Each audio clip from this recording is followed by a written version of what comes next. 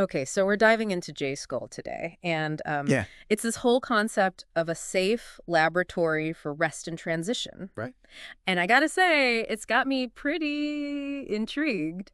Yeah, it's interesting how they use that phrase laboratory, right? Yeah, Because you don't usually think of rest and self-discovery when you hear that word. it's true. You think like science and strict rules and Exactly. It's almost like a contradiction. yeah, But I think that's what makes J School so unique, you know? totally. It's like saying, hey, come experiment with your life, try new things, Mm. and don't worry, you're in a safe space to do that. Exactly. But before we get ahead of ourselves, Yeah. what exactly is Jayuskole? Can we like break that down a bit? Sure. So basically, it's a program in South Korea, but it's really inspired by this Danish tradition of Folkehøjskole, which basically translates to folk high schools. Folk high schools. Okay. But don't let the school part throw you off. So not like pop quizzes and exams. Not at all. Think Oh. more like personal growth, dialogue, shared experiences, Oh, that that's kind of it. thing. It's really about hitting pause on the daily grind Yeah. and asking yourself the big questions. I like that. Hitting pause, it already sounds so calming. Right. But what are the nuts and bolts of it all? Like, what makes this whole thing tick? Well, they have these three core principles they really focus on. Okay, lay it on me. So first and foremost, it's all about this idea of dialogue with living words. Living words, huh? Yeah. It's not just shooting the breeze. Yeah. They're talking about real heart-to-heart conversations. Living words. I love that. Yeah, it makes you think, right? It does. I mean, how often do we actually really connect when we talk to each other? Exactly. And at Jayuskole, those conversations, they're central to the whole experience. Okay, so that's one principle. What's next? Okay, so the second one is horizontal relationships. Okay. And this one's really interesting. Basically, they're talking about a learning environment where everyone is equal.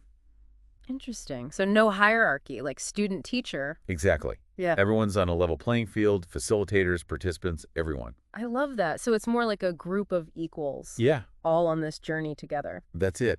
And that kind of dynamic, it fosters this incredible sense of openness, honesty. Yeah. I actually heard this story once Mhm. about a participant who finally felt comfortable enough to share something really personal during a group discussion because of that whole horizontal relationship thing. That's powerful. Right. It was a real turning point for them. Amazing how such a simple shift can do that. Yeah. Okay, so we got dialogue, horizontal relationships. What's the third principle? So the third one is all about community. Community. They Okay. really emphasize building a strong sense of community. Gotcha. And this is where that Danish concept of hij comes in. You familiar with that? I've heard of it, yeah. So they try to create this cozy, welcoming atmosphere Makes sense. through shared meals, group activities, even just morning assemblies. So it's like this balance of Yeah. introspection, right? And then also connection with others. Absolutely. It's like they figured out how to make space for both. Yeah, it's pretty cool. And they actually have this really interesting visual metaphor they use to represent their approach. Really? What's that? It's called the three chairs. 3 chairs. Okay. Yeah, so they use the image of a solitary chair, a facing chair, then a round table. Interesting. Okay, I'm picturing it. So what do the chairs represent? So each chair symbolizes a different part of their philosophy. The solitary chair, that one's about self-reflection, taking time for yourself, your own thoughts, Yeah. really getting to know yourself on a deeper level. I like that. Creating that space for introspection. What about the facing chair? That one's all about dialogue. Like those really deep conversations you have when you truly connect with someone, Right. sharing your story, really listening to the other person. Yeah. It's about building those real human connections. I love that. Yeah. It's amazing how such a simple image, just a chair facing another chair, Right. can represent something so powerful. Totally.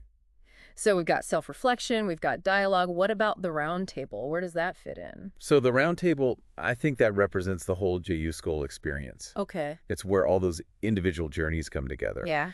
The self-discovery, the connections you make. It creates this space for different perspectives, shared experiences, all that. It's like they say, the more we share, the more we have. Exactly.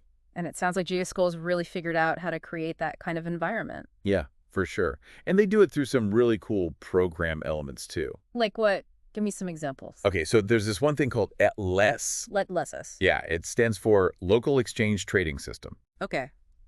Tell me more. I've never heard of that. So it's basically all about sharing your knowledge and skills with the community.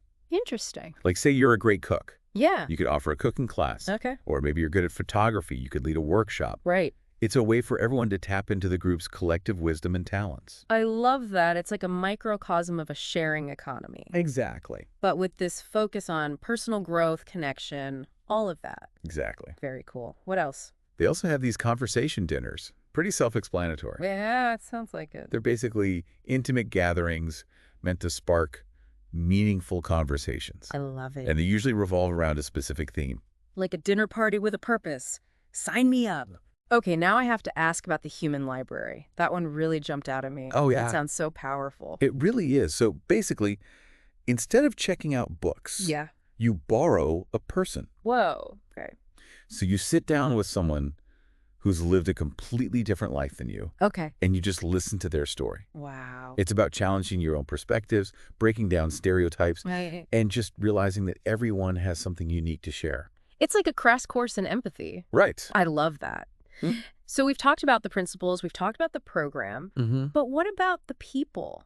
Who are the driving forces behind Jayuskole? Oh, yeah. The facilitators are amazing. Tell me about them. So each one, they bring their own unique story and passion to it. Okay. Like Min Young, one of the co-founders, she actually experienced a Danish folk high school firsthand. Oh, wow. And she was so inspired by it that she wanted to create something similar in Korea. That's amazing. So it really resonated with her. Yeah, deeply.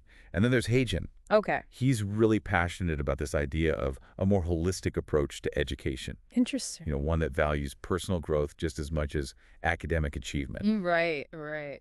And then you have Seok-Hwan, Okay. who actually found his own sense of rest and transition at a folk high school. It's so cool how their own experiences led them to create this space for others Right. to find the same thing. Totally. And then there's Sang-jong, who's really big on education that nurtures human potential.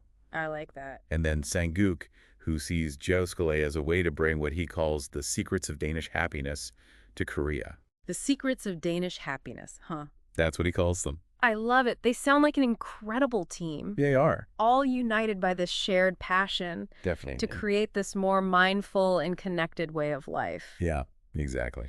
So tell me, where does all this magic happen? Paint me a picture of the setting. So for their regular programs, they actually use Giguntal Efterskole Okay. on Gongwa Island. On an island. How cool. Right. That sounds idyllic. Yeah, it's beautiful, and it's Korea's very first Efterskole, so they're building on this legacy of alternative education. Wow, that's really interesting. So they're not in a permanent location. No, not really. And I think that's kind of cool, Yeah, I like that. It adds to that sense of adaptability and evolution, which is such a big part of Jayuskole. It's like they're saying, we're flexible, we're always changing. Yeah, just like life. Right, exactly. It Right. really does feel like they've created this, like, portable haven, this place for self-discovery that can exist anywhere. Yeah, I love that. So for someone listening, and I bet there are a lot of people out there who are like, sign me up. Right. What's the best way to learn more? How do they dive deeper into this whole Jayuskole thing? Their website is a really great place to start. Okay. You can find out about upcoming programs, Mm-hmm. read more about the facilitators, Mm-hmm. even check out blog posts from past participants. Perfect. We'll definitely link that in the show notes. Awesome. I'm guessing they're on social media too. Oh, yeah, for sure. Where can people find them? Facebook and Instagram are the main ones. Okay. They're always posting updates, photos, giving you a little peek behind the curtain. I like it. Yeah, it's a great way to connect with the community. Cool. So, as we've been talking about Jayuskole, Yeah. this whole safe laboratory idea, it's really gotten me thinking. What's your thinking? Like, what if we all brought a bit of that Jayuskole spirit into our everyday lives? A little more dialogue, really listening to each other, being open to different perspectives. Mm-hmm. Do you think we can create those safe laboratories for ourselves, even outside of a structured program? I really do. Yeah. I think it starts with recognizing that life doesn't have to be this constant go, go, go. Right. We can all create those moments for reflection, for connection. Totally. Even just taking the time to really listen to someone. Exactly. Or trying something new that pushes you outside your comfort zone. Like bringing those 3 chairs into our everyday interactions. Yes. The solitary chair, Yeah. the facing chair, the round table, it's all possible. I love that visual. Well, as we wrap up our deep dive into Jayuskole, Yeah. I'm left with this one question. Okay. And I want to throw it out to our listeners, too. I like it. If you could design your own safe laboratory, what would it look like? Ooh. What's that one question you'd want to explore during that time? Wow. That's a powerful question to sit with. It is, isn't it? It really makes you think It does. about what's truly important. Exactly. Well, on that note, I think it's time to wrap up this deep dive. Time flies when you're having fun. It really does, especially when we're talking about something as fascinating as Jayuskole. For sure. So, to everyone listening, thanks for joining us on this journey. Thanks, everyone. And remember, keep exploring, keep connecting. Absolutely. And keep creating those spaces for personal growth wherever you find them. Couldn't have said it better myself. Until next time.